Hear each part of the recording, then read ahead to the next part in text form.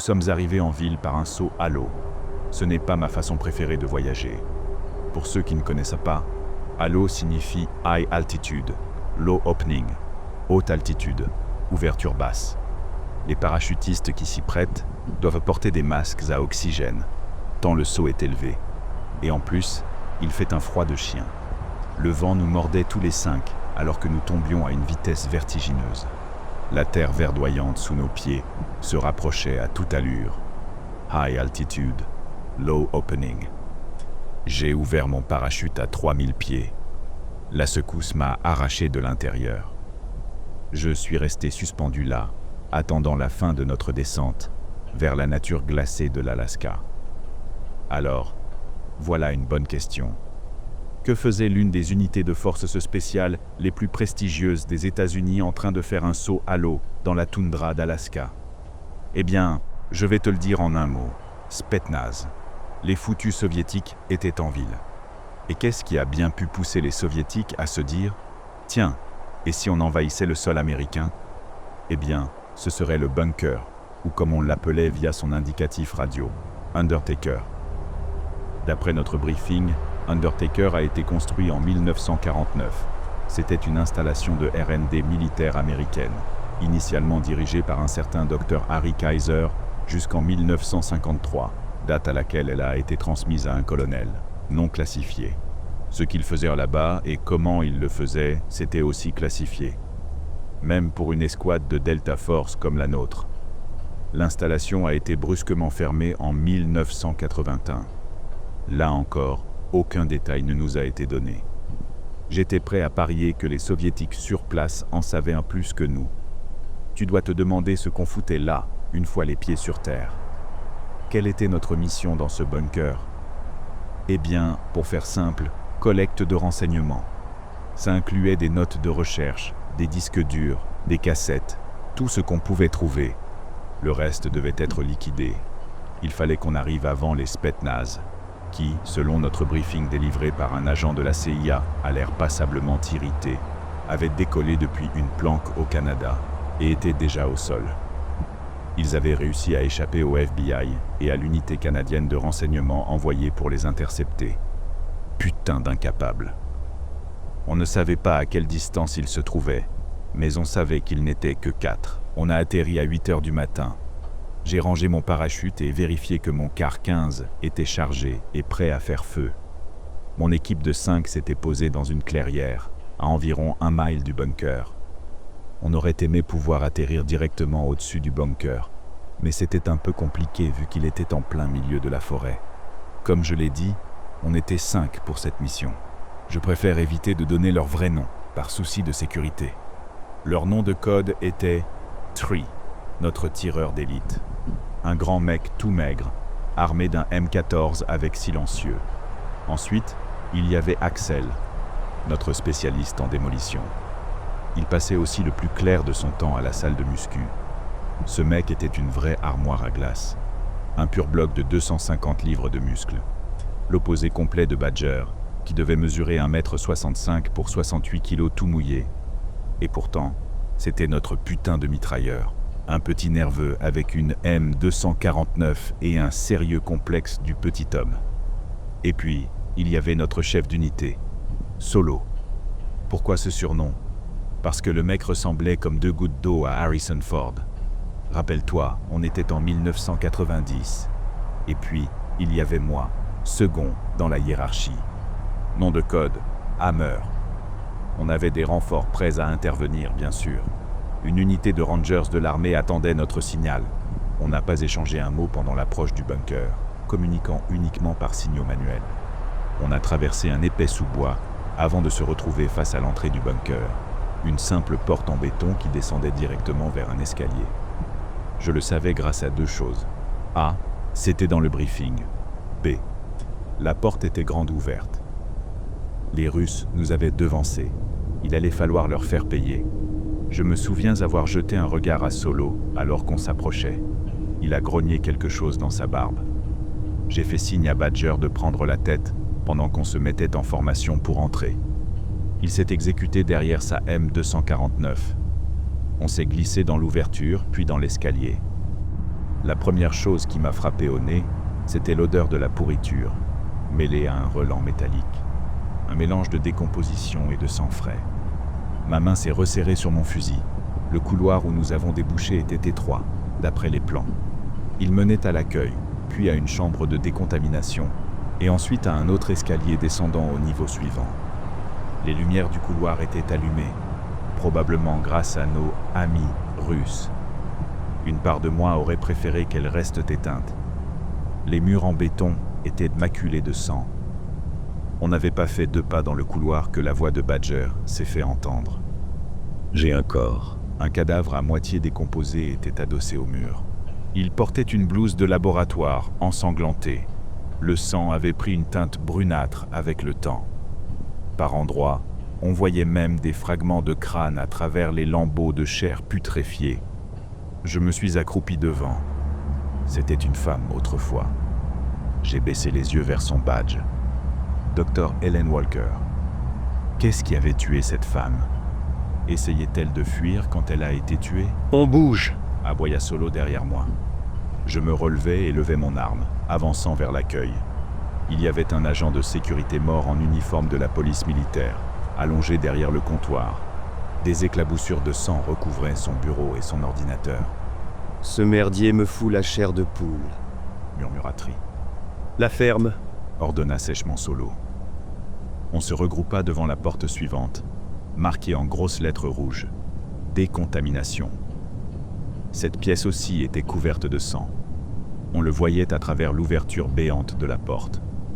On entra vite et fort, mais elle était vide, à part les taches de sang brunâtre qui souillaient les murs blancs. La salle de décontamination avait visiblement été coupée du système depuis un bon moment. Il y avait une autre porte scellée à l'autre bout. Une porte qui avait déjà été ouverte.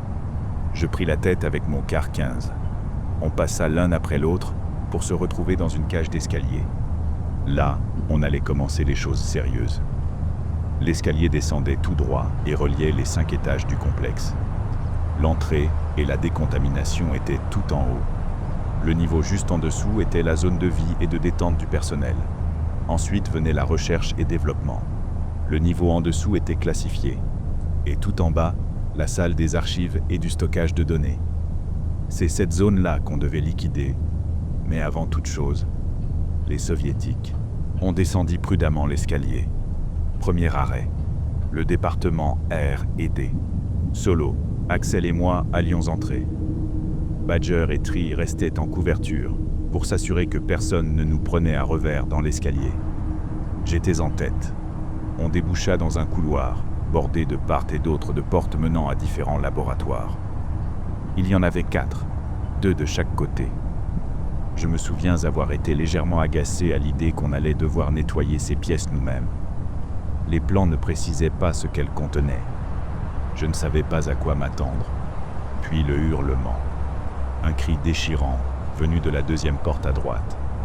Mes yeux se tournèrent vers Axel, puis vers Solo. Ce dernier me fit un signe de tête. C'était à moi d'y aller. Je m'exécutai immédiatement. On fonça vers la porte, sans perdre une seconde. L'odeur me frappa en premier. Du sang frais, et peut-être de la merde. Le laboratoire était un champ de ruines. Plusieurs bureaux et tables renversés. Du matériel scientifique brisé, et 2 cadavres. L'un d'eux semblait avoir été littéralement déchiré en 2. Il était en état de décomposition avancée. L'autre avait été éventré. Un spetsnaz était appuyé contre le mur, tenant ses entrailles dans ses mains. Ses yeux débordèrent de douleur et de terreur. Il nous fixa. Il tenta de lever un pistolet d'une main, puis l'abaissa, comme s'il avait compris que ça ne servait à rien. Je me précipitai vers lui et m'agenouillai. « Qu'est-ce qui s'est passé? Qui t'a fait ça ?» Il souffla péniblement, ses yeux bleus rivés aux miens. « Est-ce que tu parles anglais ?» demanda Solo. L'homme leva les yeux vers lui. Je vis la vie quitter doucement son regard. Ne me demande pas comment je le savais. Quand on a côtoyé assez de mourants, on le sent venir. Le Russe articula un dernier mot avant de mourir. « Kaiser !» Le soldat s'effondra, mort. Solo et moi échangeâmes un regard. « Kaiser ?» demanda Solo. Ça veut dire empereur en allemand. dit Axel. Je sais ce que ça veut dire. Grogna Solo en se tournant. Je ne pense pas qu'il parlait allemand. La première chose qui me vint à l'esprit, c'était le briefing. Harry Kaiser. Solo serra la mâchoire en me regardant. Je vis qu'il pensait exactement à la même chose. Mais ce mec devait avoir plus de 80 ans aujourd'hui, et il n'y avait aucune chance qu'il soit ici. Et pourtant, au fond, on ne savait rien de ce qui se passait ici. À part une chose, quelque chose avait tué tout le monde dans ce labo. Et quelque chose était encore là, en train de tuer. Et il restait encore 3 Spetsnaz non localisés. C'est alors que les cris retentirent. « Contact !» hurla Badger, alors que sa 249 se mettait à rugir. Les 3, on se mit à courir comme des fous vers l'escalier. Le tir s'était arrêté. Tree avait son arme pointée vers le haut de la cage d'escalier. Badger couvrait le bas. Mon cœur battait la chamade. « Qu'est-ce qui se passe, bordel ?» demanda Solo. « Il y a un sacré bordel ici, » répondit Tree. « Raconte-moi ce qui s'est passé. » Badger dit qu'il a vu quelqu'un en blouse blanche jouer à cache-cache dans l'escalier du bas. « Cache-cache » répéta Solo, pas amusé du tout. Je regardais Badger. Il n'avait pas bougé d'un poil, son arme toujours braquée vers le bas. Je vis des gouttes de sueur perler sur son front. Mon regard suivit le sien, vers les marches en contrebas. Il restait 2 étages jusqu'au niveau 4. Et à partir de là, l'escalier devenait étroit. Nous allions devoir descendre en file indienne. Il y avait un panneau ensanglanté sur le mur, juste à côté du tournant entre les 2 premiers paliers. Un panneau jaune maculé d'éclaboussures et d'empreintes de mains sanglantes, où l'on pouvait lire « Accès réservé au personnel autorisé ». « Je sais ce que j'ai vu, capitaine, » dit Badger d'un ton ferme. « Tu penses qu'un des Spetsnaz a volé une blouse ?» demanda Axel. « Et qu'il a ensuite éventré son pote ?» enchaînai-je. Badger tourna la tête vers moi. Je lui rendis son regard. Je pouvais deviner ce qu'il pensait. Je sentais ce qu'il pensait. Cette merde était terrifiante. Puis, j'entendis des pas, comme des raclements précipités. Badger et moi nous retournâmes, armes levées. Il y avait un homme au bas des marches, un homme vivant, avec une AK-74 en bandoulière. Il portait des vêtements civils, comme l'autre Spetsnaz. Ses habits étaient en lambeaux et tachés de sang.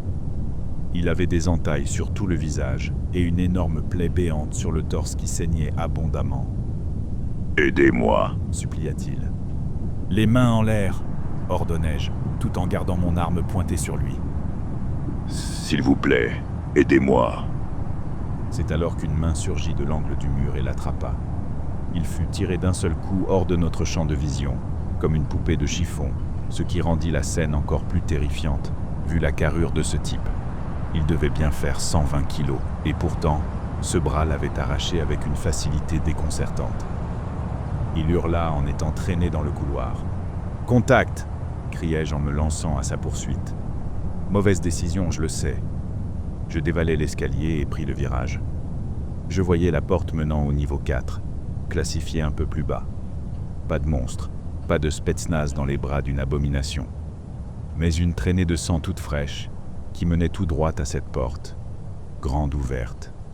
Je m'arrêtai net au seuil. Je pouvais voir l'intérieur du niveau 4. C'était une vaste salle. Des lumières rouges pendèrent du plafond, diffusant une lueur sinistre sur ce qui ressemblait à un cube de verre. Et je les ai entendus avant de vraiment les voir. Des mains pourries et glacées qui frappaient contre le verre. Leurs gémissements me glacèrent le sang. C'étaient des gens, ou du moins, ils l'avaient été. Je franchis le seuil. Badger et Solo me suivaient de près. La pièce était immense. Le cube devait se trouver à une 30aine de mètres. Il montait jusqu'au plafond. Il faisait facilement 6 mètres de large. Et Dieu seul savait jusqu'où il s'étendait en profondeur. Autour du cube, il y avait une série d'ordinateurs et d'écrans, des machines éteintes depuis des années qui peinaient à se rallumer. Mon regard suivit la traînée de sang qui menait droit vers le cube. « C'est quoi ce bordel ?» demanda Badger. En s'approchant, je réalisais que les formes dans le cube n'étaient pas vraiment vivantes. La plupart étaient dans un état avancé de décomposition. Leurs yeux étaient tous létés, morts.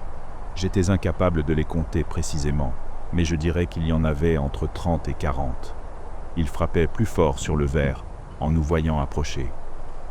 On était tous un peu pétrifiés, peut-être aussi perdus. Non, pas peut-être.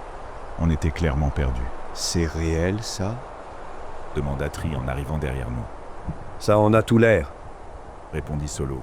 Puis il se tourna vers Axel. Pose les charges. Mon capitaine, Tu m'as entendu. On fait le boulot et on se tire. Le boulot? Si je puis me permettre, quel boulot exactement? Demanda une voix venant de l'intérieur du cube. D'un seul geste, nous avons tous levé nos armes. Vous autres, Américains, vous ne changez jamais. Dit la voix. Vous croyez vraiment pouvoir arrêter le progrès en le faisant exploser? Je plissai les yeux, essayant de localiser la voix dans la masse, de trouver le visage derrière tout ça. Mais impossible, C'est quoi ça? demanda Tri. Quoi donc? Je suppose que vous parlez de mes compagnons décédés. Ça, c'est simple. Ce sont les enfants des sports de Ferguson. Je pourrais vous parler des signes ou des rituels magiques employés pour les créer, mais vous ne comprendriez pas. Et puis, je n'ai pas le temps pour un monologue. Ce monde touche à sa fin, et je dois en trouver un autre avant qu'il ne soit trop tard. Nous nous regardâmes tous, sans un mot. Et malheureusement, je ne peux pas vous laisser faire sauter cet endroit. Nous nous trouvions à environ 1,50 m de la paroi vitrée. Badger était le plus proche. La barrière s'effondra, et les morts nous tombèrent dessus. Pas en boitant comme dans les films, non. Ces saloperies ont sprinté comme des damnés. Badger a tiré peut-être 6 coups avant qu'un d'eux ne le plaque au sol, essayant de lui arracher sa M249. 2 autres se sont jetés sur lui et ont commencé à le déchiqueter vivant. Ses hurlements me hantent encore. Pas le temps de réfléchir. Un technicien zombifié me fonçait dessus. Je levai mon fusil et tirai. La balle traversa son crâne et il s'effondra. Je plaçai ma visée sur le suivant. Même résultat. Puis le suivant. Je continuais à tirer en reculant progressivement. Je voyais Axel en train de défoncer un crâne à coups de crosse, pendant que Solo plaquait son pistolet directement sur le visage d'un autre. Je continuais à reculer et à faire feu sans relâche. Je ne sais pas combien d'entre eux j'ai descendu avant que mon arme ne fasse clic. Vide. Il en restait un, dans le groupe qui me fonçait dessus. J'ai basculé sur mon arme de poing et lui ai mis 2 balles dans le torse, une dans la tête. Il est tombé. J'ai redirigé mon viseur vers Axel, qui était en train de se faire arracher les entrailles par 2 autres. « Non !» ai-je hurlé. C'est là qu'une main m'attrapa. Je me retournai en plaquant mon pistolet contre le visage de mon assaillant. C'était Tri, Faut qu'on se tire, il y en a d'autres. cria-t-il. Et il avait raison. Tu te souviens que j'ai dit ne pas savoir combien de ces saloperies il y avait? Eh bien, mon estimation de 30 à 40 était complètement à côté de la plaque.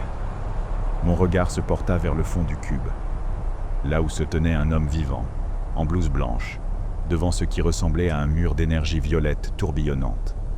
Il fixait ce truc droit dans les yeux. Et c'est là que je compris que cette énergie émanait du cœur d'une machine. Puis, il se retourna vers nous, alors que d'autres morts vivants surgissèrent derrière lui. Dans ses yeux, aucune émotion. Pas de haine. Pas de joie. Juste un regard vide, clinique. On faisait face à ce qui semblait être une horde infinie.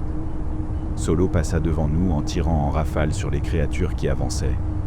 On recula tous vers la cage d'escalier et on commença à monter en courant. Mais quelqu'un nous attendait en haut. J'étais en tête. Je n'étais même pas encore complètement sorti de l'ouverture quand... Une rafale éclata.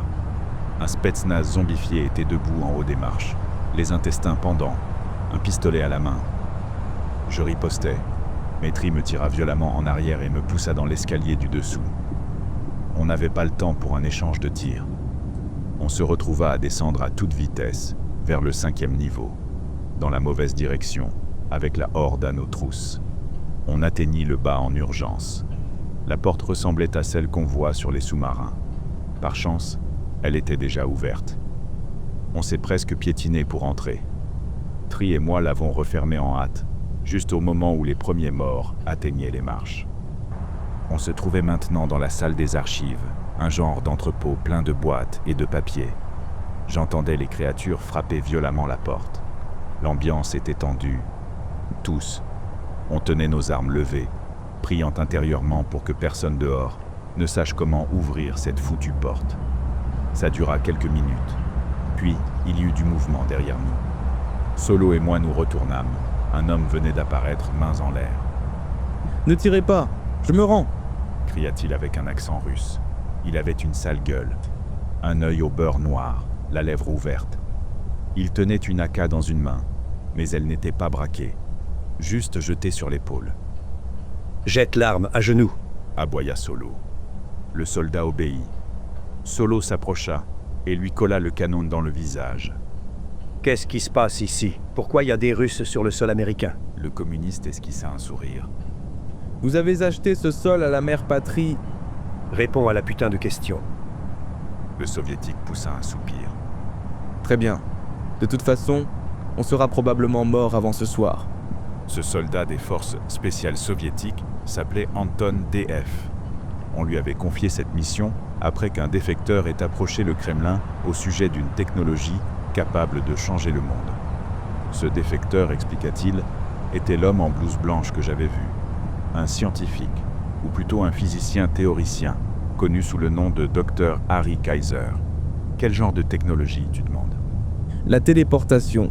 Ce type aurait travaillé pour le gouvernement américain juste après la Seconde Guerre mondiale, puis pendant la guerre de Corée. Il avait dirigé cette installation avant que l'armée ne juge ses travaux trop extrêmes, le fasse enfermer dans un site noir ultra secret, avant qu'un colonel crétin ne rouvre le projet sans lui, à peine une semaine plus tard. Inutile de dire que Kaiser l'avait mal pris. La suite, selon le Russe, était classifiée, même pour lui, mais il avait fini entre les mains des Soviétiques il y a environ 10 mois. Leur mission, récupérer les documents et comprendre comment reproduire la machine que Kaiser avait conçue. Mais quand les Spetsnaz sont arrivés, Kaiser avait remis sa blouse et s'était remis au travail. Quand ils ont essayé de l'interroger, il a ouvert le cube et libéré les morts vivants sur eux. Son récit se tenait. Mais il n'expliquait pas ce qui s'était passé à la base, au tout début. On est resté là, à essayer de trouver un plan. On entendait les morts battre contre la porte. Il y eut de nombreuses propositions, la plupart complètement idiotes. Tri avait trouvé une télé reliée à un magnétoscope et une pile de vieilles cassettes. Solo gardait un œil sur le Russe. Moi, j'étais posté à la porte, écoutant les créatures. À ce moment-là, le seul plan était d'attendre l'unité de Rangers qui devait venir nous relever, puisqu'on avait manqué notre check-in. Hé, regardez ça, dit Tri. Il avait lancé une vidéo sur la télé. On y voyait un homme plus âgé, en uniforme militaire. Un aigle brodé sur la poitrine indiquait son grade, colonel. Il avait l'air épuisé, lessivé. Des cernes noires soulignaient ses yeux. « Ici le colonel John Stenson. » commença-t-il. Il inspira profondément. « Je crois que je suis le dernier. Ces choses sont partout. Je vais placer l'installation en confinement total. Ma dernière communication avec le commandement concernait la destruction du site. Ne laissez personne voir ce que nous avons libéré. Si les spores se répandent dans la nature, on n'arrivera jamais à les arrêter. » Encore ce mot. Spores. Kaiser avait qualifié les morts de « enfants des spores de Ferguson ». Pour moi, ça ressemblait juste à des zombies.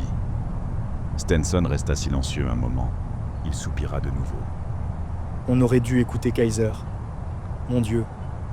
Je voulais même pas ce poste. J'imagine qu'il est trop tard pour faire quoi que ce soit maintenant. Un grand bruit sourd résonna quelque part derrière lui. Il se retourna vers les étagères, dégainant un pistolet chromé, un 1911. Il se remit ensuite face à la caméra. « Dites à ma femme que je suis désolé. J'ai fait ce que j'ai pu. » Puis, il se tira une balle dans la tempe et s'effondra, le crâne éclaté. « Putain !» souffla Solo. La vidéo continua d'enregistrer quelques secondes, puis s'éteignit. Je te jure, j'ai entendu des pas approcher derrière la caméra. Tri sortit la cassette.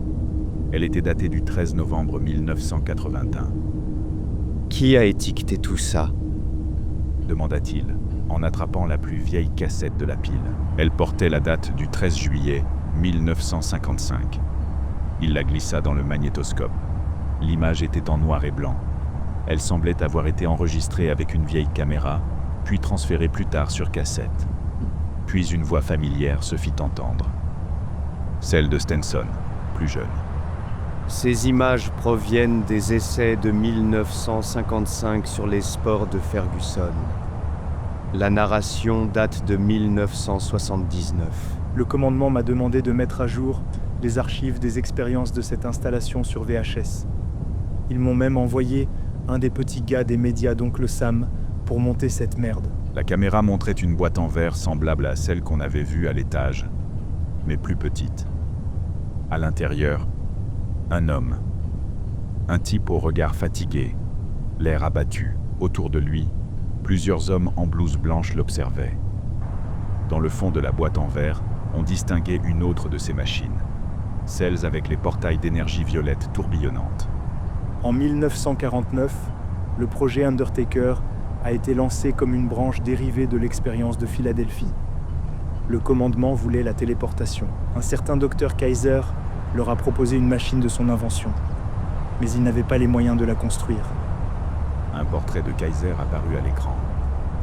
Le problème avec la machine de Kaiser, c'était où elle menait. À chaque activation, des spores microscopiques passaient à travers, affectant directement quiconque se trouvait à proximité. Elles sont dangereuses.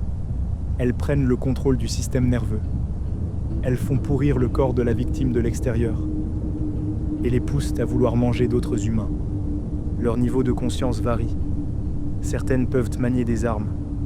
D'autres sont complètement abruties. L'image montra de nouveau un homme dans une boîte. Il tenait sa tête, screaming silently, ses yeux saignant de leurs orbites. Naturellement, on a voulu les transformer en armes. Nouveau flash. Plusieurs infectés étaient enfermés dans des boîtes de verre, cette fois en extérieur. Ils étaient transportés sur une plage. Puis, changement d'image. On découvrit une petite ville, avec une inscription blanche en bas à droite de l'écran. Genesis, Texas. La vidéo avait été filmée depuis un toit. La ville était complètement envahie par les infectés. Ceux qui n'étaient pas déjà déchiquetés vivants étaient en train de courir pour survivre. Les résultats ont dépassé tout ce qu'on avait imaginé. Le phagesin est, ou était, une arme biologique parfaite. Le taux d'infection est de 100%. Une morsure, une griffure, même une simple inhalation de spores. Et ces choses prennent le contrôle de votre corps. L'écran montra une boule de feu nucléaire engloutir la ville. Soudain, nous avions une nouvelle super arme. Un nouveau type d'arme de destruction massive. Le seul problème, on n'a jamais réussi à la contenir. Genesis fut un succès, aux yeux de l'armée. La ville fut totalement anéantie par les spores. Mais le confinement a échoué. On avait choisi Genesis pour son emplacement isolé. Ensuite, on a largué une bombe pour faire disparaître les preuves. Image d'une autre ville en flammes. On entendit le colonel inspirer longuement. 3 mois plus tard, une nouvelle épidémie éclata à Shiner, Texas. Une ville située à 59 miles de Genesis. On n'a jamais su comment les spores s'y sont propagés. Mon hypothèse, un infecté a dû errer jusque-là. On a fait ce qu'on fait toujours. Tenter de contenir. Quand ça a échoué, une deuxième bombe nucléaire a rasé la ville. Plus de 1000 morts. Aucune de ces villes n'a été mentionnée dans les livres d'histoire. Kaiser nous avait avertis. On n'aurait jamais dû les enfermer. L'écran devint noir. Je posai les yeux sur la pile de cassettes. Il y en avait une pour chaque année jusqu'en 1979.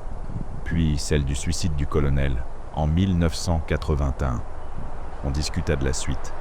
Devions-nous lancer la suivante? Les avis divergeaient, bien sûr. Tree voulait continuer. Solo s'en fichait. C'est pas notre mission. Fut tout ce qu'il dit. C'est à peu près à ce moment-là qu'on réalisa que les coups contre la porte avaient cessé. Anton était assis, adossé au mur. Il ricana, ce qui attira l'attention de Solo. « T'as un problème ?» demanda Solo. « Non, » répondit Anton. « C'est bien ce que je pensais. » Solo inspira profondément. Anton marmonna quelque chose en russe. Tree et moi échangeâmes un regard. La mission avait complètement foiré. Ça, on le savait tous. Tout ce qu'on pouvait faire, c'était réfléchir, le temps d'un instant. Et là, une idée me traversa l'esprit. Je me levai et regardais le prisonnier russe. Corrige-moi si je me trompe, mais le docteur Kaiser a promis la téléportation à ton gouvernement, pas vrai? Da. Alors pourquoi vouloir revenir ici? Il avait déjà abandonné cette machine une première fois. Certes, pas proprement. Il voulait soi-disant récupérer des documents. Clairement un mensonge. Il avait essayé de faire l'expérience chez vous? Demandai-je. Da. Le Kremlin dit que ça marche pas. Il disait avoir besoin de revoir ses notes ici, à cette base. Je jetai un œil à Solo, qui sembla comprendre où je voulais en venir. Tu étais présent pour tout ça? Demanda Solo. Non. Moi juste... escorte. Kaiser a dit que le monde était en train de s'effondrer. Tu penses que les expériences russes ont causé une épidémie? Demandai-je. Je vis Anton se crisper du coin de l'œil. Solo le remarqua aussi. Alors, monsieur le soldat, Reprit Solo. Je n'en sais rien. Je suis un soldat. Je suis les ordres. Anton réfléchit un instant, Mais pourquoi revenir ici? ajouta Tri. Je veux dire, on l'a tous vu. Il a un certain contrôle sur ces choses. Et surtout, comment il a réussi à s'échapper d'une prison secrète, à traverser un océan et à rejoindre les soviétiques, ajoutai-je. La pièce retomba dans un silence lourd, une seconde longue comme une éternité. Je scrutais la salle du regard, aucune de ces questions n'a d'importance maintenant. dit doucement Solo. Ce qui compte, c'est... Qu'est-ce que Kaiser fout là-haut? Et comme s'il avait été invoqué, des coups de feu étouffés retentirent dans le couloir. On bondit sur nos pieds, les mains serrées sur nos armes. Je me mis à genoux, mon fusil levé. C'est les Rangers? Notre soutien était enfin là? Les tirs étaient intenses. Une explosion secoua toute la base. On resta figé, attendant avec angoisse. On fait quoi maintenant? C'est forcément nos gars, pas vrai? Demandai-je. Solo n'hésita pas une seconde. Il s'approcha de la porte et commença à l'ouvrir. Tri lui attrapa le poignet. Tu fais quoi? Si ce sont nos gars, c'est notre chance de monter là-haut et de faire tout sauter. Dit-il. Il se tourna vers moi. Charge ces cassettes dans ton sac. Je le regardais, interloqué. Il soupira. Faut qu'on rapporte quelque chose, les gars. C'est à ce moment-là que le mécanisme de la porte se mit à tourner. On leva tous nos armes, de nouveau. Mon cœur s'emballa. La porte blindée s'ouvrit lentement. Personne derrière. On resta là, nerveux, incertain de ce qui allait suivre. Puis une voix. « Striker? Fort. » répondit Solo. 2 Rangers entrèrent dans la pièce. Tous deux armés de M16, ruisselants de sueur. Leurs uniformes camo étaient trempés. « Content de vous voir, les gars. » dit Tri. Les 2 Rangers semblaient jeunes et terrifiés. L'un se tourna vers la porte. « Capitaine, on a retrouvé l'équipe Alpha. » Le capitaine entra. Il tenait fermement un M16, un fusil à pompe attaché dans son dos. Il nous passa en revue du regard. « Vous avez une sale gueule, les gars !» Content de vous voir aussi, capitaine Lennox, répondit Solo. Le capitaine Lennox était un homme noir, grand, large d'épaules, avec une voix grave comme un tonnerre. Il nous sourit. « Bon, vous m'expliquez ce bordel maintenant? T'as déjà vu l'armée des morts? Demandai-je. Je regarde pas ces conneries de film, répondit-il. Très ranger de ta part. La chatterie. Le capitaine l'ignora. Il se tourna vers Solo. On a nettoyé tous les étages, sauf le niveau 4. Ils se sont barricadés dedans. Le capitaine eut un rictus. qu'ils y restent. Faut faire sauter cet endroit. Dit Tri. J'étais d'accord avec lui. On le fera. Mais après avoir récupéré le docteur Kaiser, répondit Lennox. Pardon? Notre mission, c'était de récupérer les données et de tout liquider. Demanda Solo. les ordres ont changé depuis votre silence radio. Les types de la base veulent le récupérer vivant. Comment ils savaient qu'il est ici?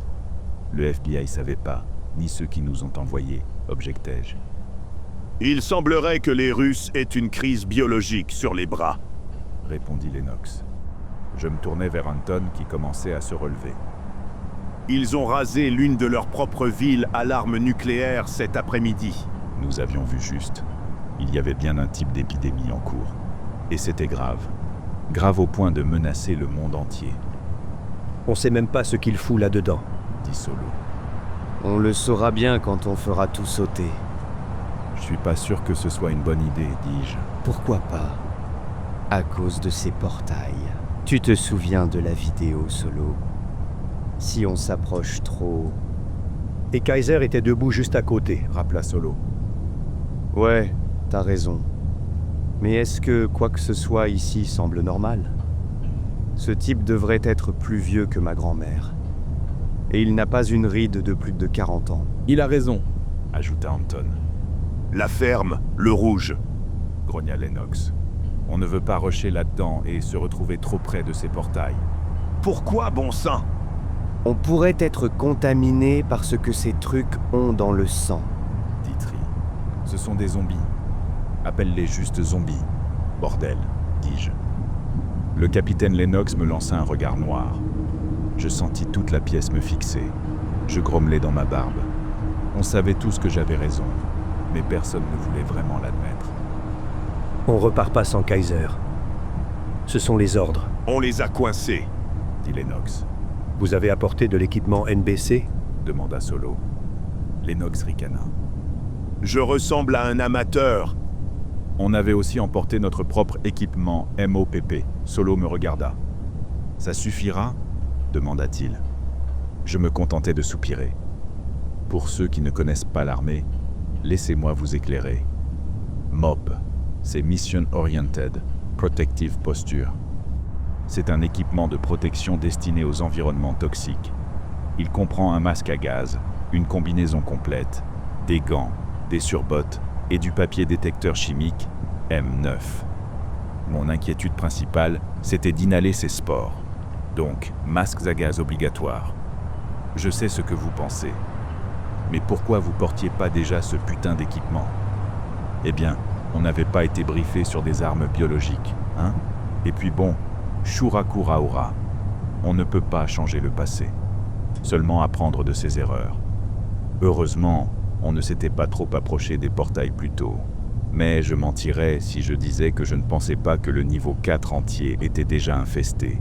L'équipement NBC ne me rassurait pas complètement, mais il m'inquiétait moins. On était environ 30 Rangers, prêts à prendre d'assaut cette pièce, zombies ou pas. Notre équipe attendait en bas des escaliers, pendant qu'une section de Rangers plaçait des explosifs sur la porte. Lennox tenait absolument à ce qu'ils entrent les premiers. Ni Solo ni moi n'avons protesté. Ne vous méprenez pas, on voulait faire la peau à Kaiser pour ce qu'il avait fait à nos gars. Mais on n'était pas pressé de crever non plus. Je pris la meilleure inspiration possible à travers mon masque à gaz. L'odeur, pas terrible. Les Rangers firent sauter les charges. L'explosion fut assourdissante. Je crois qu'on avait tous les oreilles en feu. Les Rangers déferlèrent dans la pièce. Des tirs éclatèrent. Mon équipe et moi montâmes les marches. Je franchis le seuil, fusil levé. Les Rangers criblaient les morts de balles, avec rage. Je vis Kaiser à l'autre bout de la pièce, en train de bricoler quelque chose entre les portails. Oui, les portails. Il y en avait maintenant 2, ouverts, tournoyant dans une énergie violette. Il avait l'air complètement indifférent au combat derrière lui. Les Rangers achevèrent les infectés. J'aimerais dire que c'était une bataille, mais c'était un massacre.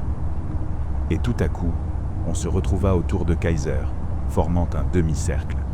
Il bossait sur un appareil sphérique avec un fer à souder. « Pose ça !» ordonna le capitaine Lennox. Kaiser continua son travail. Lennox nous jeta un regard. Je fis un pas en avant, fusil pointé. « Kaiser » aboyai-je. « Tu vas me tirer dessus ?» demanda-t-il sans même lever les yeux. J'étais à sa gauche, Solo à sa droite, 3 autres derrière lui. « Tes zombies sont tous morts, dis-je. » « Mes zombies ?» répondit-il, déposant le fer à souder et levant la sphère noire. Les portails se refermèrent. « Je veux pas retourner au purgatoire, s'en extraire, demande un effort considérable. T'aurais jamais dû t'échapper, dis-je. Kaiser se tourna vers moi, la sphère sous le bras. Je ne parlais pas de vos prisons, mon ami. Quoi qu'il en soit, ses yeux virèrent soudain au jaune. Ce n'étaient plus des yeux humains. Et je le savais. Sa taille changea, il grandit. Sa peau changea aussi. Elle prit une teinte verte écailleuse. Ses dents devinrent longues, pointues, acérées. C'est là que je compris pourquoi les spores ne l'avaient pas affecté. Mon Dieu! Souffla Lennox. Kaiser se tourna vers lui, un sourire cruel aux lèvres. Dieu n'en a rien à foutre de vous. Je levai mon arme. Sa tête se tourna brusquement vers moi. Il renifla l'air, Je sens la peur sur toi, soldat. dit-il en levant la sphère mécanique noire. Permets-moi de te montrer ce qu'est la vraie peur. Il appuya sur un bouton. Les spirales violettes grondèrent en réapparaissant derrière lui. J'ouvris le feu, puis Solo tira à son tour. Puis Tree. Il se couvrit les yeux alors que nos balles ricochèrent sur son corps. Les Rangers firent feu. Il était criblé de tirs de tous côtés, mais tenait toujours debout. Cela dura quelques secondes, jusqu'à ce qu'une voix résonne. Cessez le feu. Tout le monde s'arrêta. La créature lézard nous jeta un regard noir à tous. Puis, il sourit. Vous ne devriez pas gaspiller vos munitions. Vous allez en avoir besoin. Il appuya sur un autre bouton de la sphère. Les deux spirales violettes explosèrent soudain dans un éclair aveuglant. La seconde d'après, je me retrouvais au milieu d'un marécage. J'avais de la boue jusqu'aux genoux.